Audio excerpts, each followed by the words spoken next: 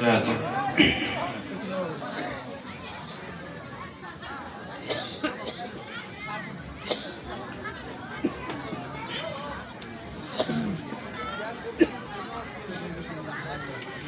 إن الحمد لله نحمده ونستعينه ونستغفره ونؤمن به ونتوكل عليه ونعوذ بالله من شرور أنفسنا ومن سيئات أعمالنا من يهده الله فلا مضل له ومن يضلل فلا هادي له وأشهد أن لا إله إلا الله وحده لا شريك له وأشهد أن محمدا عبده ورسوله أما بعد فإن خير الحديث كتاب الله وخير الهدي هدي محمد صلى الله عليه وسلم وشر الأمور محدثاتها وكل محدثة بدعة وكل بدعة ضلالة وكل ضلالة سبيلها إلى النار فقد قال الله تبارك وتعالى في كلامه المجيد والفرقان الحميد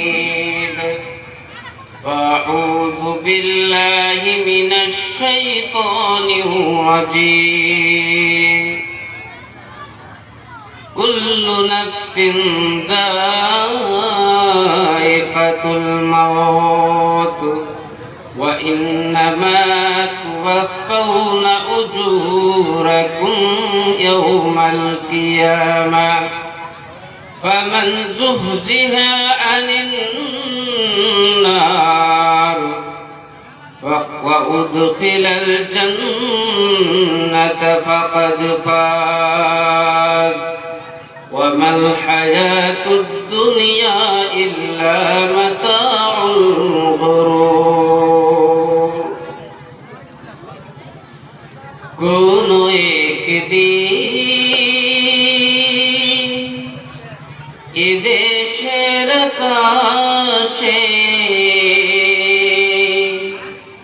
কালেমার পতাকা দুলবে সেদিন সবাই খোদাই বিধান পে দুঃখ বেদনা ভুলবে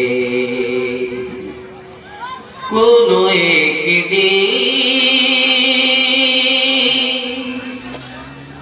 সেদিন আর রবে না হাহাকার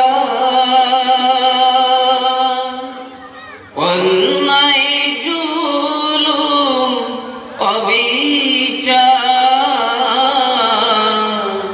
থাকবে না অনাচার দুর্নীতি কদাচার সকলে শান্তিতে থাকবে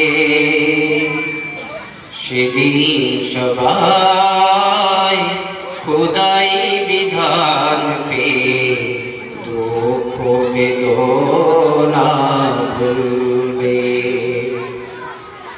একাকিনী রমণী নির্জন পথে যাবে কোনদিন কটু কথা হবে না কোনদিন পথে ঘাটে সম্পদের মোহে ওনার জানি হবে না। সেদিন আর নেই বেশি দূরে, সেদিন আর নেই বেশি দূরে, আর কিছু পথ গেলে মিলবে। সেদিন সবাই খোদাই বিধান পে দুঃখ বেদনা ভুলবে। অশান্তির কপালে মরিস না ধুকে ধুকে, আয় তোরা দিকে দিকে ছুটে আয়। যতদিন দূরে রবে ততদিন পিছে রবে, শান্তি আসিতে এই দুনিয়া। খুদার আইন ছাড়া অন্য কিছুতে খুদার আইন ছাড়া অন্য কিছুতে আর মানুষের শান্তি না মিলবে। সেদিন সবাই খুদাই বিধান পে দুঃখ বেদনা ভুলবে।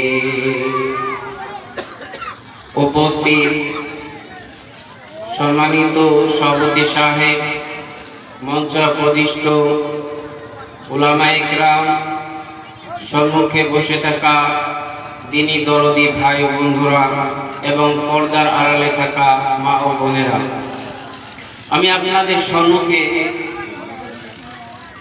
সূরা আল ইমরান থেকে 185 নম্বর আয়াত থেকে একটি আয়াত পেশ করেছি, যার মধ্যে মহান রব্বুল আলামিন বলেছেন, কুল্লু নাফসিন যায়িকাতুল মাউত ওয়া ইন্নামা তুওয়াফাউনা উজুরাকুম ইয়াওমাল কিয়ামাহ ফামান যুহজিহা আনিন নার ওয়া উদখিলাল জান্নাতা ফাকাদ ফাজ ওয়া মাল হায়াতুদ দুনিয়া ইল্লা মাতাউল গুরুর। আল্লাহ রাব্বুল আলামিন বলেন, এই পৃথিবীতে যত মানুষ এসেছেন সবাইকে একদিন মৃত্যুর স্বাদ চাখ করতে হবে, মৃত্যুর টেস্ট করতে হবে, মৃত্যুটা কেমন বস্তু। কুল্লু নাফসিন যায়িকাতুল মাউত। যায়িকা অ্যাকচুয়ালি শব্দ ব্যবহার হয় খাদ্য যখনকার আমরা বানাই তখনকার যে আমরা টেস্ট করি খাদ্যটা কেমন হয়েছে জানার জন্য তাকে যায়িকা বলা হয়, মজাদার টেস্ট। বলেন মৃত্যু কি একটা মজাদার টেস্ট কি নাকি বস্তু নাকি? যে খুব মাংস ভাত সুন্দর করে বানানো হয়েছে ওটা টেস্ট করলে পেলে কথা, কিন্তু আল্লাহ তাআলা বলেছেন যে মৃত্যু এমন একটি বস্তু যেটাকে প্রত্যেকটি নফস, প্রত্যেকটি মানুষ, প্রত্যেকটি জানোয়ার, প্রত্যেকটি জীব তাকে টেস্ট করতেই হবে একদিন। কি বলে? অবশ্যই হবে। পৃথিবীতে যদি এসেছি যেতে হবে। আর মৃত্যু এমন একটি বস্তু যার বিষয়ে কেউ আজও পর্যন্ত বলে নাই যে মৃত্যু মানুষের আসবে না। মৃত্যুকে সবাই বিশ্বাস করে, যদিও মৃত্যু একটি হয়েছে মাখলুক, আর এক খালেককে একে সৃষ্টি করেছে কে? আল্লাহ তাআলা। আল্লাহ তাআলা বলেন, বিসমিল্লাহির রহমানির রহিম, আল্লাযী খালাকাল মাউতা ওয়াল হায়াতা লিয়াবলুয়াকুম আইয়ুকুম আহসানু আমালা। আল্লাহ রাব্বুল আলামিন বলেন, পৃথিবীর মানুষ, পৃথিবীর জীব জানোয়ার, তোমরা সবাই মনে রাখো আমি মৃত্যু এবং হায়াতকে সৃষ্টি করেছি।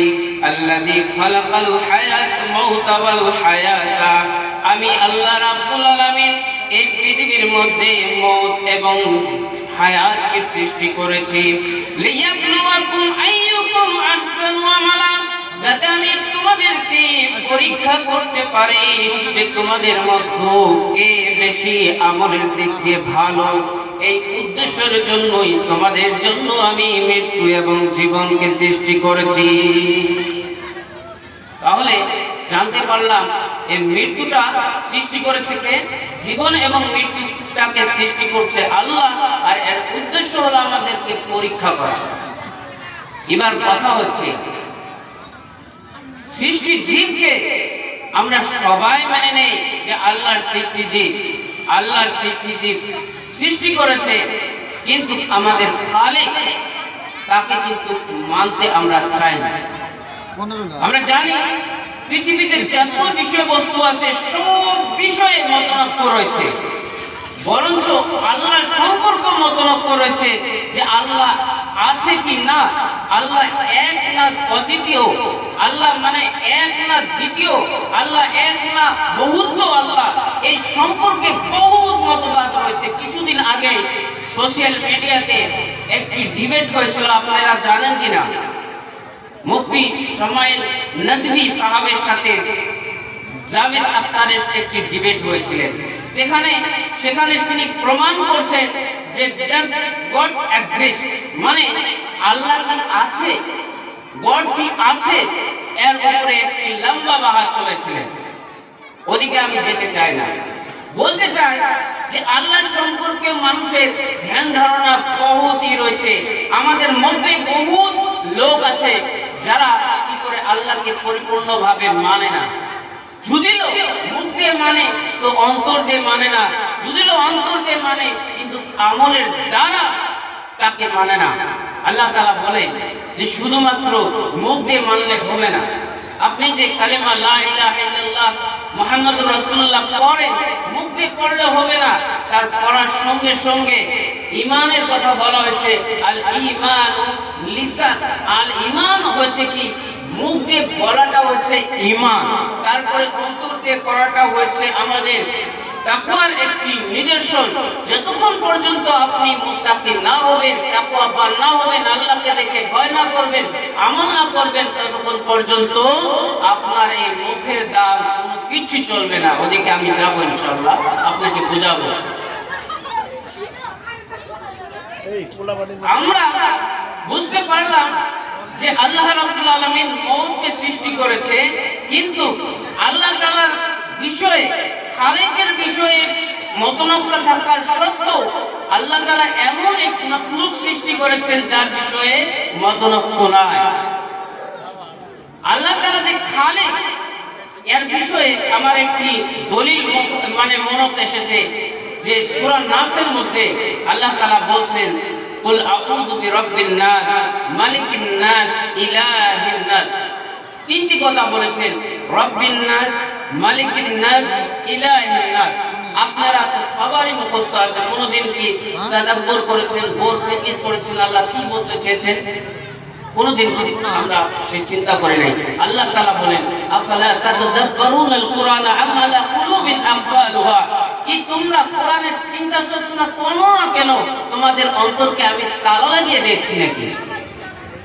আল্লাহ রাব্বুল আলামিন বলেন কুল আউযু বিরাব্বিন নাস মালিকিন নাস ইলাহিন নাস। রব্বিন নাস মানে হচ্ছে আল্লাহ রাব্বুল আলামিন বলতে চেয়েছেন তুমি বান্দা যখন পৃথিবীর মধ্যে আসো, তোমার মায়ের দ্বারা যখন পৃথিবীর মধ্যে ভূমিষ্ঠ হও, সেই দিন থেকে নিয়ে তোমার মৃত্যু পর্যন্ত দায়িত্ব আমার কাছে। বলেন সুবহানাল্লাহ।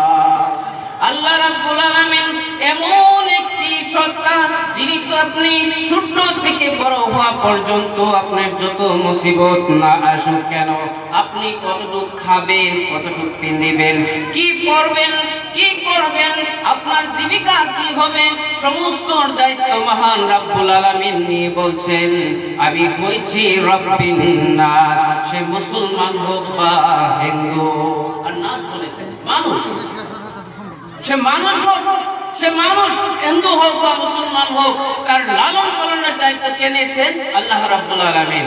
তারপরে বললেন মালিকিন নাস, আমি হচ্ছি তোমাদের জন্য তোমাদের শাসক। এই পৃথিবীর মধ্যে সারা বিশ্বে কত বড় বড় শাসক রয়েছেন, রাজা মহারাজা রয়েছে। আল্লাহ বলতে চেয়েছেন বান্দারে, এই পৃথিবীর মধ্যে যতই বড় বড় এই ফেরাউনকে দেখো না কেন, সবচেয়ে বড় শাহিনশাহ হচ্ছে আমি রাব্বুল আলামিন। এই পৃথিবীর মধ্যে মালিক, এবং কিয়ামতের দিন শুধুমাত্র আমারই মালিকানা থাকবে। সেই জন্য আল্লাহ তাআলা আমাদেরকে লালন পালন করছে, তাহলে কথা মানতে হবে কার? মালিকিন নাস। মালিকিন নাস আল্লাহ রাব্বুল আলামিনের কথা অনুযায়ী আমাদেরকে চলতে হবে। তারপরে বলছে ইলাহিন নাস, এটাকে বলা হয় উলুহিয়্যাত। আল্লাহ তাআলা বলেন বান্দারে, যখন তোমাকে আমি লালন পালন করার দায়িত্ব নিয়েছি, তোমার কনিষ্ঠের সংবিধান তৈরি করে পৃথিবীকে চালানোর দায়িত্ব আমি নিয়েছি, তাহলে ইবাদতের দায়িত্ব, ইবাদতের যোগ্যটাও আমি রাব্বুল আলামিন। আপনারা এদিকে অল্প দেখেন, ওদিকে চাই থাকলে আমার লেকচার কিছু বুঝবেন না। আল্লাহ বলেন বান্দারে, যখন তোমাদের লালন পালনের দায়িত্ব আমি নিয়েছি, তোমাদের মালিক আমি, তাহলে ইবাদতের যোগ্য শুধুমাত্র আমি। সেই জন্য আল্লাহ বলেন ওয়ামা খালাকতুল জিন্না ওয়াল ইনসা ইল্লা লিয়াবুদুন, আমি পৃথিবীর মধ্যে জিন এবং ইনসানকে সৃষ্টি করেছি শুধুমাত্র আমার ইবাদতের জন্য। তাহলে ইবাদত করতে কার হবে? আল্লাহ তাআলা। তো যা হোক, আমি বোঝাতে চাইছি যে আল্লাহ রাব্বুল আলামিন হচ্ছে খালিক, তিনার আমাদের ইবাদত করতে হবে।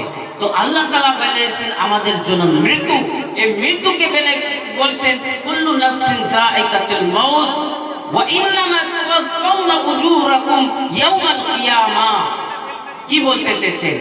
যে এই পৃথিবীর মধ্যে যে এসেছি, এটাতে আমাদের হচ্ছে দারুল ইমতিহান।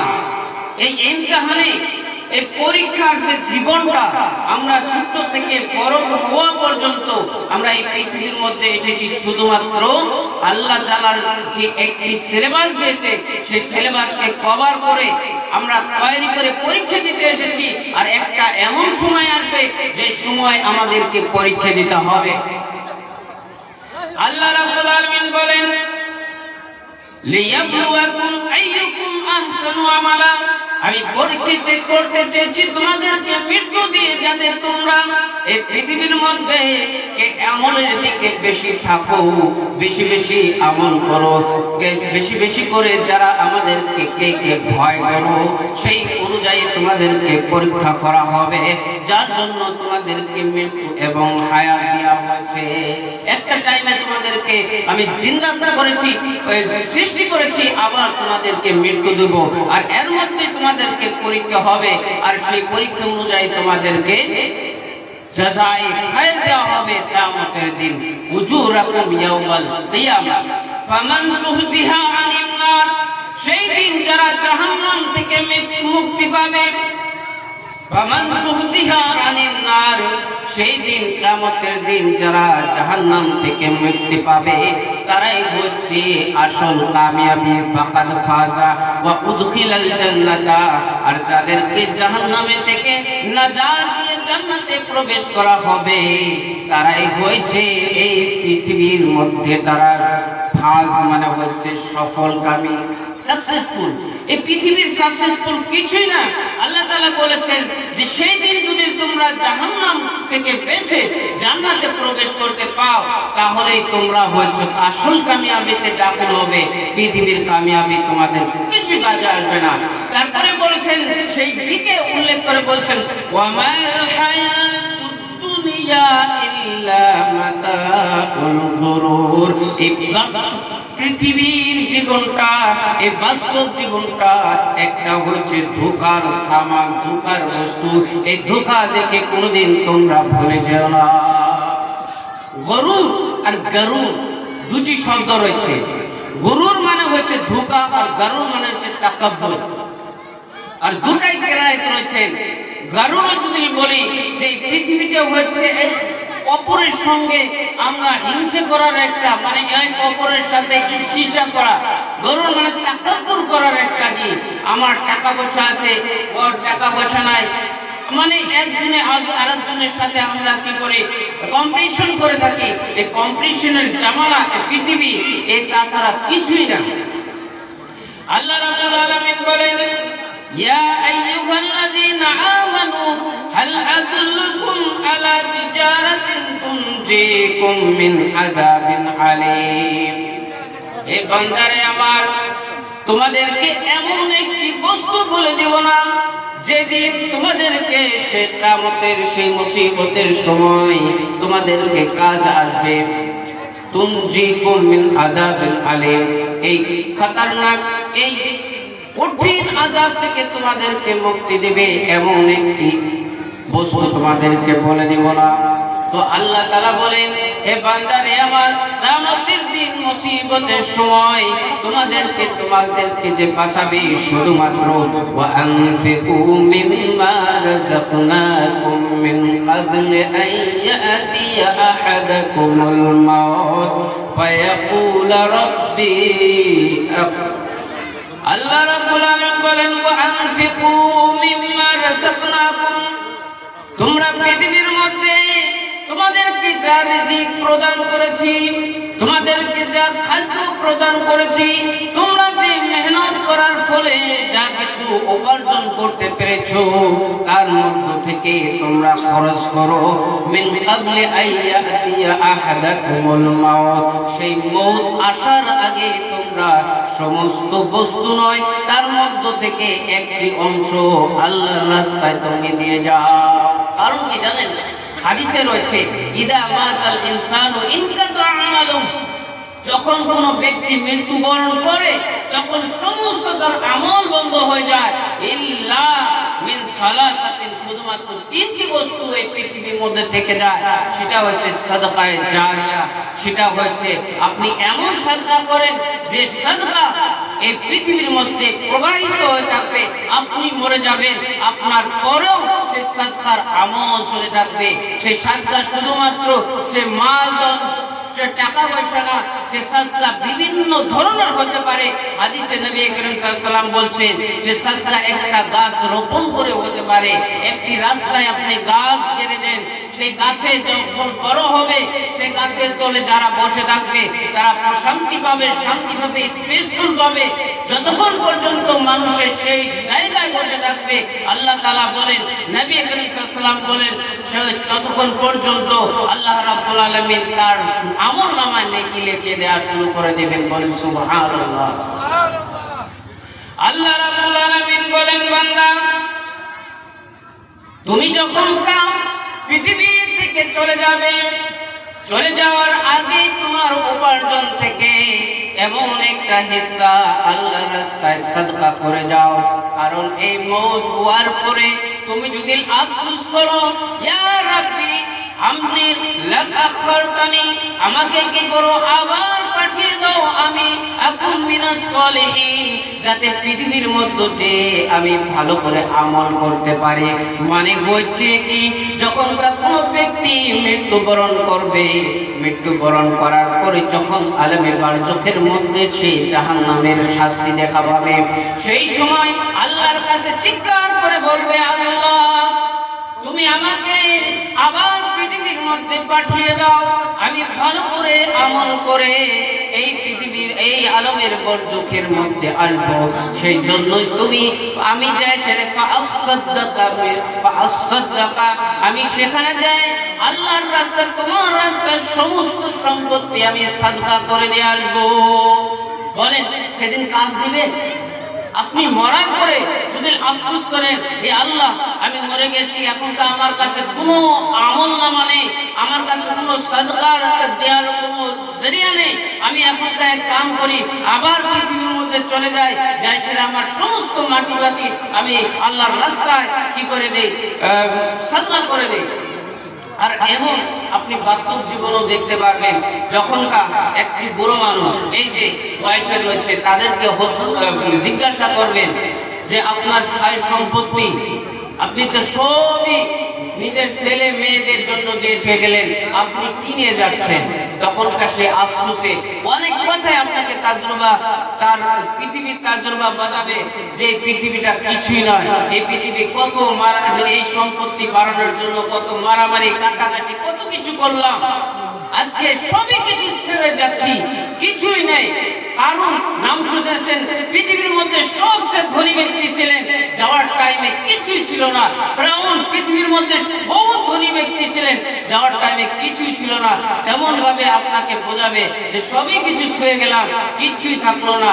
সেই টাইমে আল্লাহ তাআলা বলছেন, যখন তার মওত এসে যাবে, বান্দারে আমার, যখন তার মওত এসে যাবে, সেই টাইমে যদি তুমি এমন করে আফসোস করো, ফিরআউন আফসোস করেছিল, তেমন করে আল্লাহ যখন তার ফিরআউন দেখতে পারলো তার সম্মুখে দুই পার্শ্ব দিয়ে পানি এসে তাকে আঁকড়ে ধরেছে, ফিরআউন আল্লাহকে বলছে, আল্লাহ আমানতু, আমি তোমার উপরে ঈমান নিয়ে আসলাম, আমি মুসাররাবের উপরে ঈমান নিয়ে আসলাম। আল্লাহ বলছেন, বান্দা ফিরআউন, তোমার এই ঈমান কোনো কাজে আসবে না, কারণ মওত তোমার গলার মধ্যে এসে গেছে। সেই সময় যদি আপনি তওবা করেন, সেই সময় যদি আপনি সমস্ত মাল ধন সম্পত্তি যদি আল্লাহর রাস্তায় দান করে থয়ে যান, আল্লাহ বলে সেই দান কোনো কাজে আসবে না। ক্বাবলা আন ইয়াতিয়া আহাদাকুমুল মাউত, মওত আসার আগে তোমাকে কি করতে হবে? এই সম্পত্তি দান করে থয়ে যেতে হবে। মওত এসে গেছে, মওতকে দেখেছো, তারপরে তুমি দান করবে, সেই দান আল্লাহ কবুল করবে না। যার জন্য আজকে থেকে নিয়ত করে যে আমার জীবনের একটি উপার্জনের একটি অংশ আল্লাহর রাস্তায় কিঞ্চিত পরিমাণে আল্লাহর রাস্তায় আমি দান করে যাব। কে কে দান করবেন হাত তোলেন তো। এখনকার দিতে হবে না, আমি কালেকশনের বক্তা না, আমি কালেকশন তুলতে পারবো না। আমরা সবাই যাতে কি করি, একটা অঙ্গীকার করি যে আমাদের নাজাতের জন্য আমরা একটা আমাদের জীবনের একটি অংশ আল্লাহর রাস্তায় এখনকার দিয়ে থুয়ে যাব। আল্লাহ তাআলা বলেন, বান্দারে আমার, ইয়া আইয়ুহাল্লাযীনা আমানু লা তুলহিকুম আমওয়ালুকুম ওয়ালা আওলাদুকুম আন যিকরিল্লাহ ওয়া মান ইয়াফআল যালিকা ফাউলাইকা হুমুল খাসিরুন। বান্দারে আমার, এই পৃথিবীর মধ্যে দুইটি বস্তু রয়েছে, তোমাকে এই পৃথিবীর মোহ থেকে তোমাদেরকে আকৃষ্ট করে রাখার দুইটি বস্তু রয়েছে। একটি হচ্ছে মাল, আর একটি হচ্ছে সন্তান। একটি মাল, ধন সম্পত্তি। লা তুলহিকুম, আলহাকা ইউলহিকু মানে হচ্ছে ধ্বংস করা, আলহাকা ইউলহিকু মানে ধ্বংস করা। যে পৃথিবীর মধ্যে দুইটি বস্তু আমাদেরকে ধ্বংস করে দেয়, একটা হচ্ছে আমাদের মাল ধন সম্পত্তি, আর একটা হচ্ছে ছেলে সন্তান। কেমন করে আল্লাহ এরকম বললেন যে ছেলে সন্তান আমাদের ধ্বংসের বস্তু? কেন জানেন? আপনি কথা কয়ে অল্প 2 মিনিট বোঝাবো যে আমরা ছোট থেকে যে বড় হচ্ছি, আমাদের লোভ লালসা কি বস্তু বেশি যায়? একই সাথে যেমন একই সাথে আমরা দুজন পড়াশোনা করেছি, আমাদের জীবনের উদ্দেশ্য কি? আখিরাতের, আমাদের জীবনের উদ্দেশ্য আখিরাতের কামিয়াবি না পৃথিবীর কামিয়াবি? আমাদের দুজনেরই উদ্দেশ্য নিশ্চয় পৃথিবীর কামিয়াবির জন্য আমরা চিন্তা করছি যে তার জন্য টাকা পয়সা কেমন করে কামান যাবে, এই নিয়ে আমরা সারাদিন চিন্তা করে থাকি কিনা? তারপরে এই টাকা পয়সা কেন আমরা ইনকাম করছি? আমাদের ছেলে সন্তান যেন সুখে খেতে পারে, এই জন্যই, সেই উদ্দেশ্য। এটা কিন্তু উদ্দেশ্য খারাপ না, আল্লাহর বলার উদ্দেশ্য খারাপ না যে টাকা পয়সা ইনকাম করা যাবে না, ছেলে সন্তানকে মানুষ করা যাবে না, এটা ইন্টেনশন নয়। আল্লাহ তাআলা বলেছেন এই ইন্টেনশনে যে যাতে তুমি আল্লাহকে স্মরণ করা ভুলে না যাও, এদিকে আল্লাহ তাআলা কি করছে? সতর্ক করছে, লা তুলহিকুম আমওয়ালুকুম ওয়ালা আওলাদুকুম আন যিকরিল্লাহ, আল্লাহর জিকির থেকে তোমরা যে এই ধন সম্পত্তি এবং কি তোমার ছেলে সন্তানের জীবন সাকসেস করতে যে তোমরা আল্লাহকে ভুলে না যাও। বুঝতে পেরেছেন? তাহলে বলতে চেয়েছি, ওখানে বলেছে ওয়ানফিকু মিম্মা রাযাকনাকুম, তোমাদের রিজিক থেকে অল্প একটি কিঞ্চিত পরিমাণ কি করো, আল্লাহর রাস্তায় খরচ করো। আর এদিকে বলেছে তোমাদের যে মাল ধন সম্পত্তি রয়েছে এগুলিকে যেন তোমাদেরকে ধ্বংসের পথে না নিয়ে যায়, মানে আপনাকে ভালো করে খরচ করতে হবে। আনফিকু মানে হচ্ছে খরচ করা।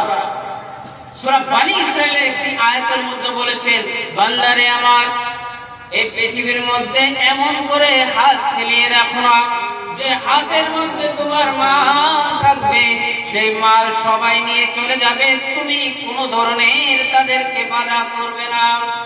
বান্দারা আমার, এমন করেও চলবে না যে তোমার হাত গলার মধ্যে বেঁধে রেখেছো, আর সেই গলার হাত বেঁধে রেখেছো মানে তীরপুনালি করে তোমার মালধন সম্পত্তিকে আঁকড়ে রেখেছো।